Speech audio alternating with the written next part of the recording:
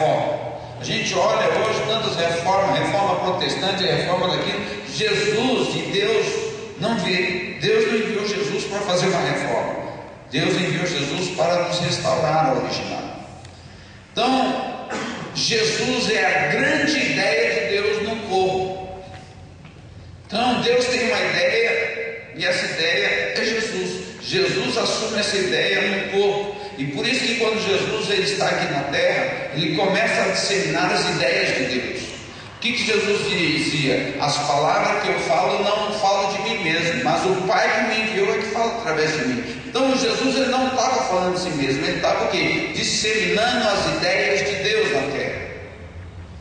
Muitas pessoas até hoje ainda não entendem qual era a ideia de Deus através de Jesus. Muitas pessoas até hoje não entendem isso e vivem de uma forma totalmente equivocada daquilo que é a ideia original de Deus. E eu quero fazer você pensar um pouco a respeito disso. Qual é o propósito de Deus?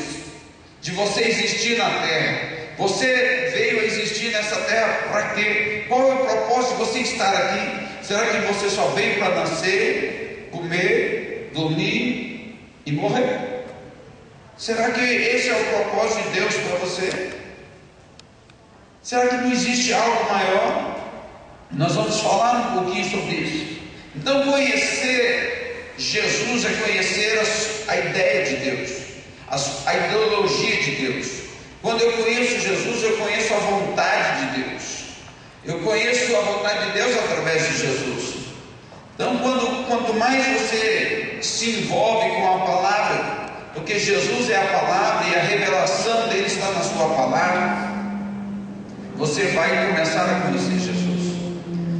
Quando a gente olha para a palavra testamento, quando uma pessoa ela quer expressar a sua vontade e ela sabe que ela está próxima da morte, o que ela vai fazer? Ela vai fazer um testamento. Se ela tem muitos bens, ela vai fazer um testamento. E nesse testamento, o que esse testamento vai dizer? Esse testamento vai expressar as ideias dessa pessoa. Quando ela morrer, as pessoas vão lá e abrem um testamento, e ali elas vão saber qual é a vontade daquela pessoa. Por quê? Porque ela chamou alguém, chamou um advogado, contratou um advogado e falou assim: eu quero que vocês saibam, quando eu partir, quando eu sair dessa terra para outra, você vai dar isso para fulano, isso para ciclano, e ele vai determinar tudo aquilo que pertence a ele para quem de direito. Mas o que ele fez? Ele expressou a ideia dele, ele expressou o que? Os pensamentos dele. E quando ele morre, então as pessoas abrem o testamento. E o que é o testamento? Nada mais é do que os pensamentos daquela pessoa que morreu. É a ideia daquela pessoa que morreu, como ele imaginou que deveria ser. Quando a gente olha para a palavra de Deus, Jesus, e interessante que o testamento ele só tem valor legal após a morte do testador. Quando a pessoa morre é que o testamento tem legalidade, porque enquanto a pessoa está viva, o testamento não tem legalidade. Então, quando a gente olha para a Bíblia ela é dividida em dois testamentos: o Antigo Testamento e o Novo Testamento, ou a Antiga Aliança e a Nova Aliança.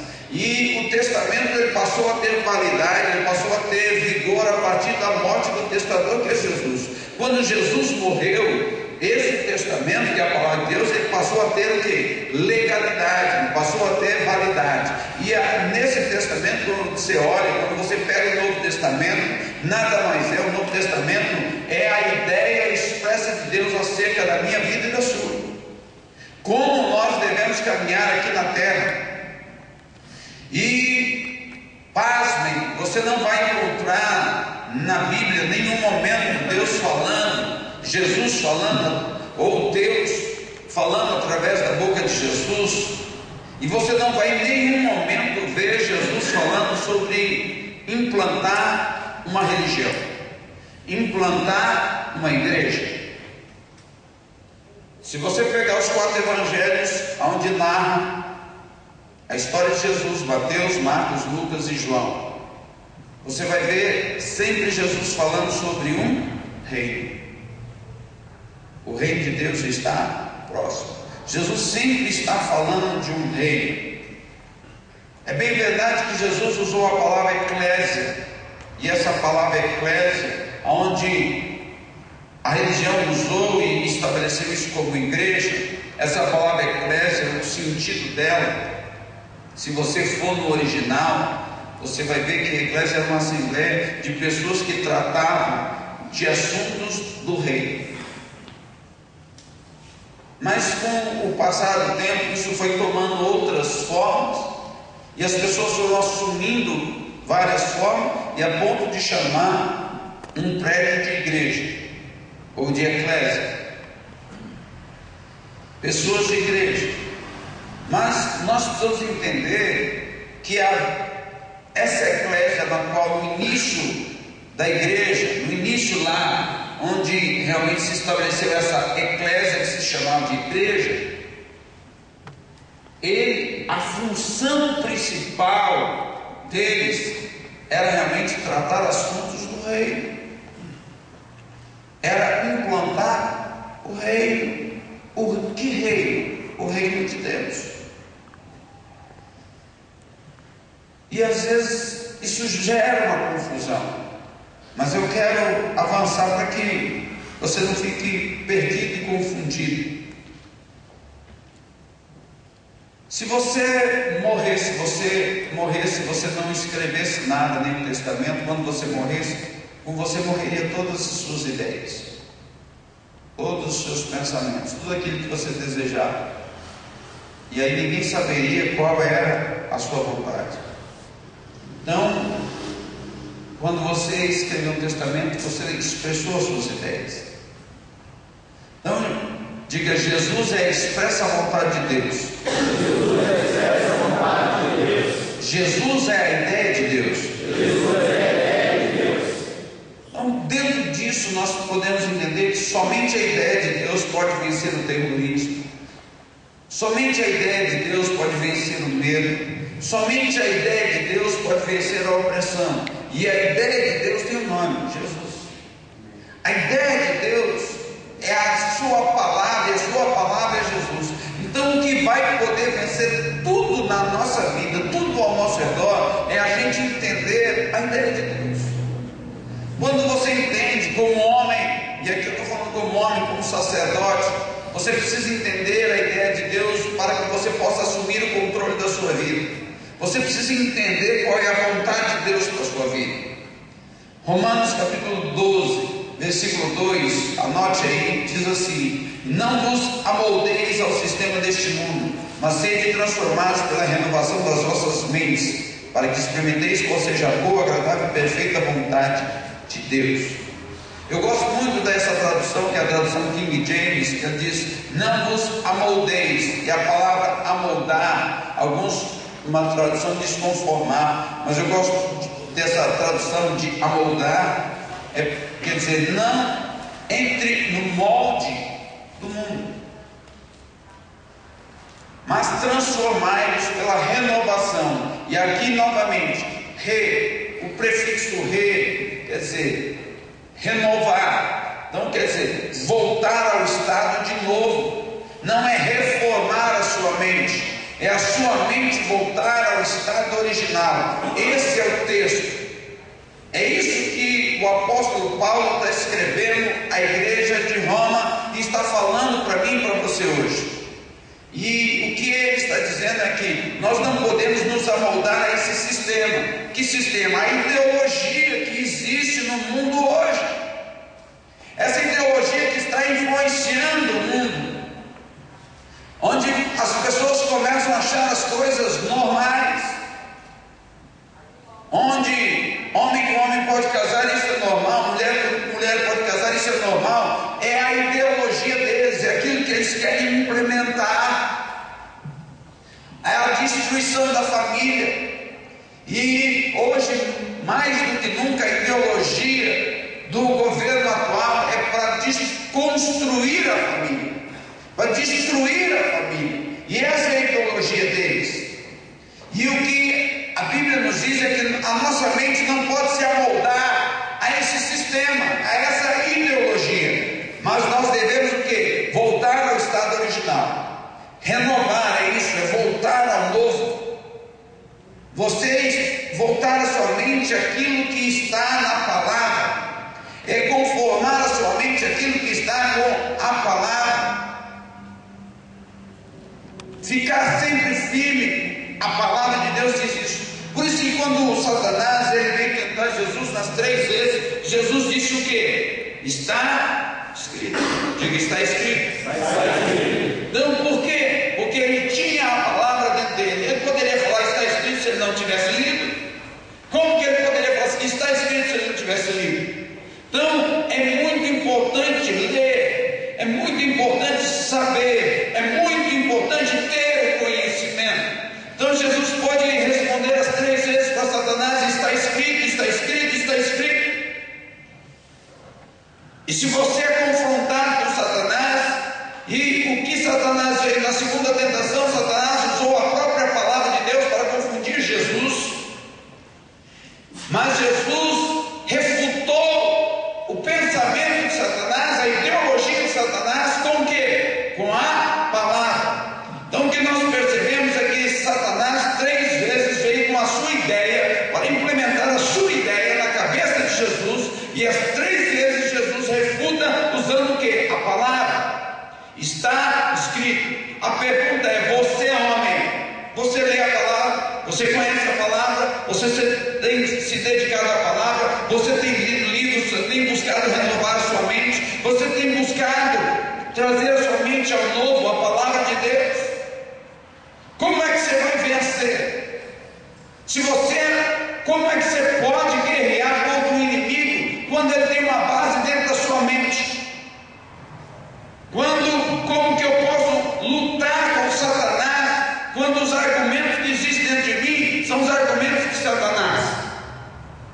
Eu não posso vencer Satanás usando as armas de Satanás. Eu só posso vencer Satanás usando as armas de Deus. Amém. E o fato é que tem muito homem querendo vencer, mas vencer na força do braço ou usando armas do mundo, pensamentos do mundo, mas não tem nada de Deus, não tem a palavra de Deus. E às vezes usa a palavra de Deus simplesmente para ser favorável a uma situação que lhe for conveniente, mas ele não usa a palavra de Deus para mudar. Entenda uma coisa, homem: tudo aquilo que você não confronta na sua vida nunca será mudado. Tudo aquilo que eu não confronto na minha vida não pode ser mudado. Como você quer uma mudança, como você quer que a sua volta mude, o seu lar mude, as coisas mudem à sua volta. Nada muda enquanto eu não mudar. Nada muda enquanto eu não mudar. Nada muda enquanto eu não mudar. Você quer ter um lar feliz? Você quer que as coisas aconteçam à sua volta? A primeira missão sua é buscar a sua própria mudança. Tem muito homem que pensa que a sua infelicidade está por causa da esposa. Mas quando você casou com ela, o que ela era? Ela era o seu amorzinho, o seu benzinho. E hoje você fala que ela era uma cascavel, uma jararaca. E se ela é uma cascavel, uma jararaca, você é o encantador da cobra mesmo. Porque quando casou ela não era uma cobra. Mas hoje, se ela virou uma cobra, por quê? Porque você encantou. Por que mudou? Quem mudou? Então nós precisamos entender que os nossos pensamentos eles precisam ser renovados, eles precisam voltar ao estado original. E para isso nós precisamos que nos humilhar, precisamos nos arrepender, precisamos pedir perdão ao Senhor, precisamos começar a olhar o que está acontecendo. Sabe por que essa guerra? Porque a carne está dominando o espírito. E não é o espírito que domina a carne. É por isso que temos sido derrotados. A igreja às vezes se torna inoperante. Não influenciamos como deveríamos influenciar. Por quê? Porque hoje aqueles que se dizem cristãos estão mais preocupados em dar vazão à carne do que viver no espírito. Porque aqueles que se dizem cristãos estão mais preocupados em mudar o outro do que mudar ajudar a si mesmo. Por que isso? Gênesis capítulo 1, versículo 26. O que o homem perdeu? Coloca aí para mim, Gênesis 1, 26.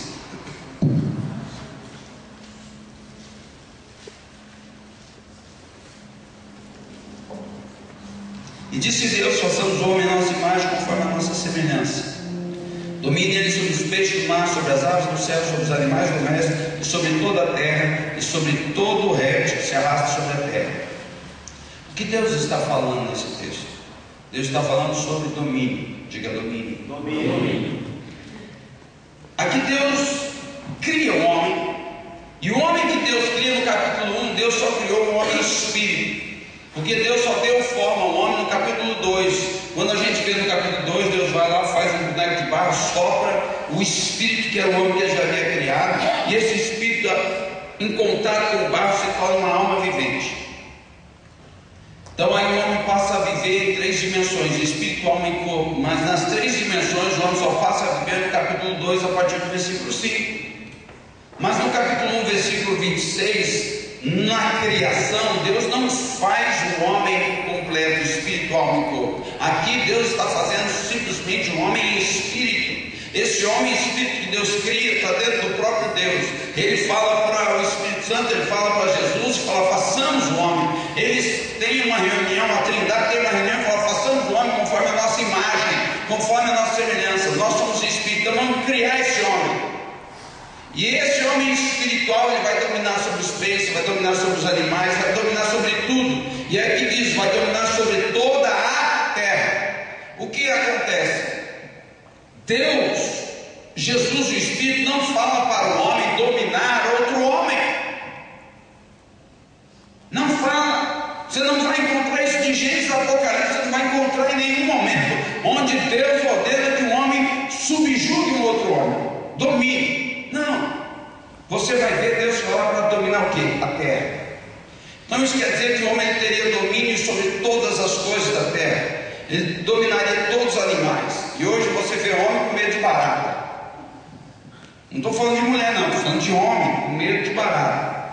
Então, o homem que é para dominar está com medo de uma barata, está com medo de uma perereca, está com medo de rato, que deveria dominar tudo isso. Mas pior do que isso é que hoje existem muitas plantas dominando o homem.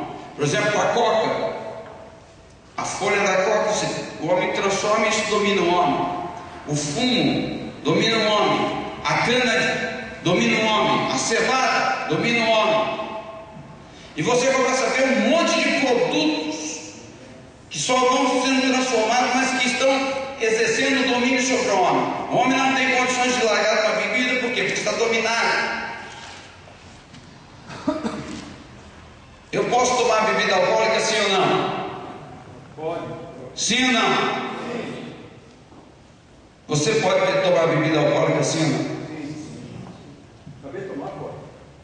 O fato é o seguinte: alguns ficaram assim, sem saber. Claro que eu posso tomar bebida alcoólica, eu posso cheirar toda a droga que eu quiser, eu posso fazer qualquer coisa. O fato é por que eu não faço? Porque eu tenho uma escolha, eu sou livre. Quando o homem é livre, ele escolhe. Quando o homem é escravo, ele não tem poder de escolha.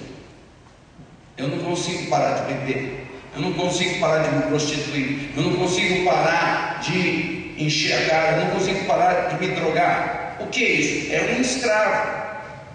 Isso mostra que esse texto, o homem que deveria exercer domínio, ter uma escolha e poder dominar todas as coisas, está sendo dominado.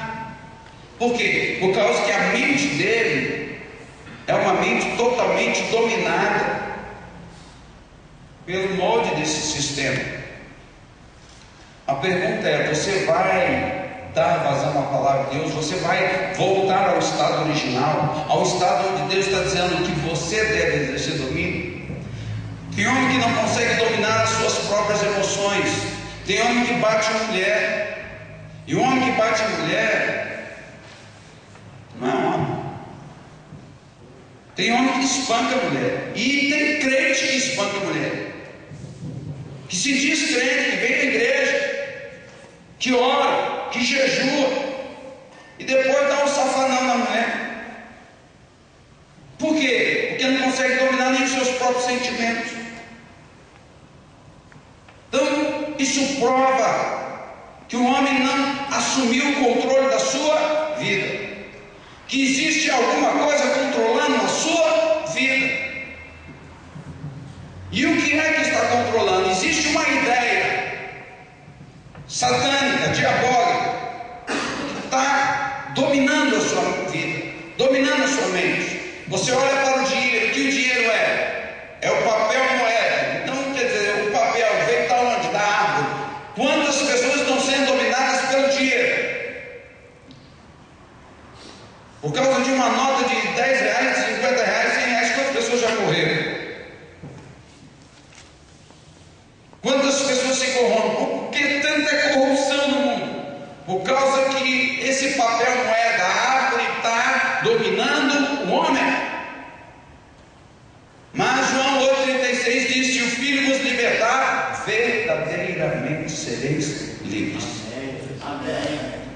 Então, é essa a ideia de Deus. A ideia de Deus é Jesus à terra para libertar o homem. Eu não vim ao mundo para condenar o mundo, eu vim ao mundo para salvar o mundo. Foi isso que Jesus falou. Ele veio para quê? E essa palavra salvar é sozo no grego, e ela engloba você, salvação, a salvação eterna, engloba a cura, ela engloba a libertação, ela engloba a restauração, ela engloba a cura. Então Jesus, ele veio para trazer tudo isso ao homem, para que o homem pudesse desfrutar de tudo isso. Mas o homem se mantém preso, o homem se mantém cativo. Por quê? Porque ele não volta ao estado original, ele não volta aqui, ele não volta a sua mente para a palavra de Deus. Ele deixa a sua mente ser alimentada por aquilo que não presta. Quanto tempo você passa com as coisas de Deus e quanto tempo você passa com as coisas do mundo? Quanto tempo você passa à frente do televisor assistindo coisas que não te edificam? Quanto tempo você passa se envolvendo com coisas que não te edificam? Pare, pense e analise. Numa semana, quantas horas você se envolve com coisas concernentes às coisas de Deus? Quanto tempo você está numa célula, num culto, numa reunião, conversando com amigos e se edificando, trocando ideias e falando coisas boas, ou numa rede social, realmente se alimentando de coisas boas? E quanto tempo você passa se alimentando de lixo? E aí a resposta é que você nunca vai conseguir ter um resultado diferente tendo as mesmas atitudes. Ah, você quer mudança na sua vida, e o que você está fazendo para mudar? Pergunta para o seu irmão o que você está fazendo para mudar.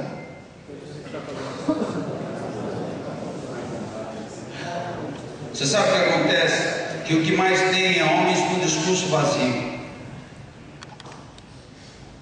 Homens que batem no peito e dizem: ah, eu posso. Você sabe o que o homem perdeu aqui em Gênesis 1:26? Quando o pecado entrou no mundo, você sabe o que o homem perdeu? O homem perdeu o governo. Foi isso que o homem perdeu. Ele perdeu o governo, porque aqui ele tinha o governo, aqui ele podia dominar. Quando o pecado entrou no mundo, lá na desobediência de Adão e Eva, o homem perdeu. O pecado entrou no mundo e o homem perdeu o governo. E esse governo foi repassado para Satanás. Satanás passou a governar, e é por isso que as pessoas estão hoje cativas a Satanás. Por isso que quando Jesus vem em João capítulo 8, 31, Jesus pois dizia aos judeus que criam nele: se vós permaneceres no meu ensino, verdadeiramente sereis meus discípulos, então conhecereis a verdade, e a verdade vos libertará. Então o que Jesus estava dizendo assim: olha, se vocês permanecerem no meu ensino, e permanecerem, você está junto comigo. Se você permanecer no meu ensino, você vai se tornar meu discípulo. Você caminhando comigo, você vai se tornar meu discípulo. Então, na medida que você caminha comigo, que você deixa a sua mente ser moldada pela minha mente, porque é caminhando, é permanecendo junto com Jesus, é que a sua mente vai ser moldada à mente de Jesus, e à medida que você vai sendo discipulado, é que você vai sendo liberto. Então, libertação não é algo instantâneo, é algo processual. Então, você é liberto no processo do discipulado, da caminhada, de uma mente renovada, de uma mente submissa ao mentor maior que é Jesus. Então, a sua mente, ela precisa ser cativa à mente de Cristo, e é isso que diz: nós temos a mente de Cristo, mas essa mente de Cristo, ela precisa ser cativa, ela precisa estar debaixo desse mentoreamento. Você precisa abrir mão dos seus pensamentos para ficar com os pensamentos de Deus. É só assim que você vai começar a exercer o governo completo sobre a sua vida. É só assim que você vai assumir o controle total da sua vida. É só assim que você vai ter o controle total dos seus sentimentos. Você vai vencer o medo que às vezes domina o seu coração. Você vai vencer a insegurança, a tristeza, a autoestima extremamente baixa. E é por isso que muitos homens não rompem, não avançam, não conquistam. Por quê? Porque eles olham para si e se veem capazes. Mas eles se veem capazes por quê? Porque a sua mente está totalmente dominada por um sistema maligno, diabólico. Ele está escravo. E quando Jesus conversou com os judeus que acreditavam nele, judeus que acreditavam que Jesus era o Messias, João 8,31 está dizendo: Jesus, pois, dizia aos judeus que criam nele, judeus que acreditavam que Jesus era o Messias. Sabe o que esses judeus disseram? Nós nunca fomos escravos. Como não? Eles estavam debaixo do poder de Roma e eles estão dizendo que nunca foram escravos. Tamanha era a cegueira daqueles homens. E tem muita gente hoje dentro da igreja dizendo assim: eu não sou escravo. Você pode não ser escravo, você pode não estar tomando uma caninha lá na esquina, você pode não estar sendo escravo para alguma coisa, mas existem áreas da sua vida ainda onde você está escravizado. E essas áreas da sua vida que você está escravizado, essas áreas são áreas exatamente onde Satanás está dominando a sua vida, dominando o seu lar, dominando a sua vida financeira. Não consegue controlar a vida financeira, não consegue se controlar em relação à sua família, sua esposa, e sempre em situações complicadas. Por quê? Entenda que eu não posso mudar a história de ninguém, eu só posso mudar a minha própria história. Eu só posso reescrever a minha história. Eu não posso escrever a história da minha esposa, eu não posso escrever a história do meu filho, eu não posso escrever a história de ninguém. Eu posso reescrever a minha história. E quando eu começo a reescrever a minha história, quando as mudanças começam a acontecer na minha vida, isso gera um efeito, aonde começa a gerar a mudança na vida das outras pessoas. Eu tenho estudado o comportamento humano, tenho pensado sobre isso, tenho analisado isso há muitos anos, trabalho com isso, olhando o comportamento humano. E o que mais as pessoas querem, todas as pessoas que vêm em busca de ajuda no gabinete, quase toda semana as pessoas estão procurando. E o que elas querem? Mudar o outro. Elas acham que o problema delas é o outro, quando na verdade o problema delas são elas mesmas. Quando elas mudarem, as coisas mudam. Toda ação existe uma reação. Então, quando o homem perdeu isso aqui, ele perdeu o governo. E é por isso que, porque o homem perdeu o governo perfeito, o governo de Deus, aí o homem está buscando isso. É por isso que as massas hoje, elas querem o quê? Elas olham, e nós estamos chegando às eleições.